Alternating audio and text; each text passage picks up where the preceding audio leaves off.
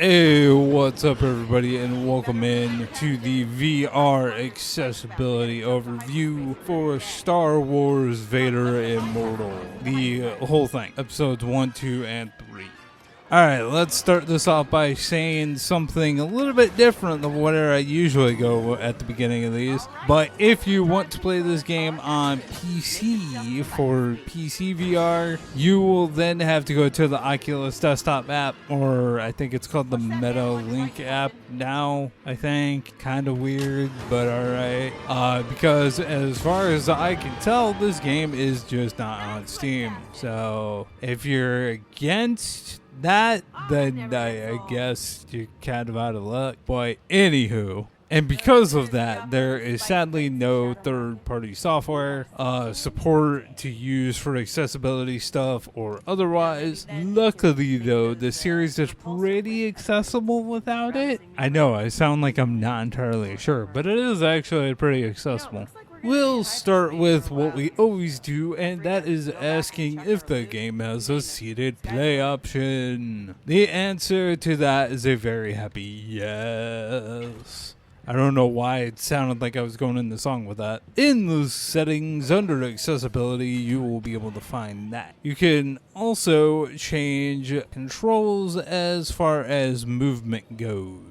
Everything else is just independent on what hand or controller you use to perform the actions. If, however, you want to have them in a certain way and you are playing on a MetaQuest headset for standalone, then you can go into the accessibility section of the headset settings and go under mobility, and you can remap the buttons from there to whatever you may want them to be. Do keep in mind, however, if you do this, that when the game may bring up some button prompts, that if you have remapped any of the buttons or the triggers on the controllers, that the game itself will still possibly refer back to what the button was before you changed it. It will still be changed, but you'll just have to remember what button it is now on. For movement types, you have teleport and smooth movement. And for turning, you have smooth, teleport, and physical. The teleport movement is like how it does for movement, but you'll see an arrow when holding the thumbstick in a direction. Have the arrow pointing the way that you wish to turn, and then let go, and you'll be turned in that direction. You can do this with or without also moving in the direction at the same time.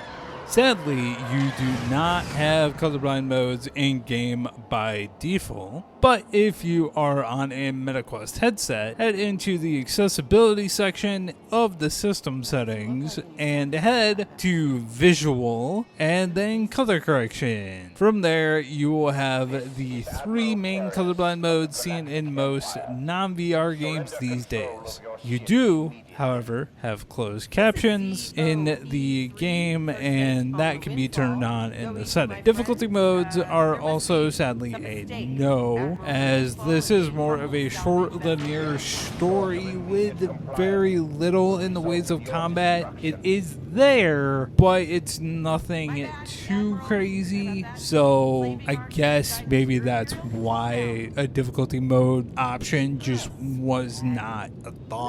And last but not least, the upper body and arm movement levels. And for this game, I'm going to say a moderate to full. I need to start saying this as well. If this is the first overview video of mine that you're seeing, in the description you will see a link to the Google Doc that contains all of the accessibility notes. So just kind of like a shortened, quick version of these videos. And at the very top, when you get in there, you'll get descriptions of what I mean by minimal, moderate, and full when it comes to the arm and upper body movement. So for this game being moderate to full, there are, it's like there's a lot of comfort options and accessibility options that are in the games. Across all three, they're always in the settings to make it as playable as possible. From fade outs when turning to skipping ladder climbs or making it so that you can't fall, and so many more for other aspects that are only, and there are only some interactions that keep it from being accessible to all in my mind. Now, for the combat as well, you do have to be able to extend your arm for certain interactions, which is why you can kind of do it if you can't fully move your arms. And definitely can do it if you do fully move your arm. But very minimal is not going to work. So that's kind of where accessible, it's going to fall short and not be playable to everyone. But, that's what happens with games.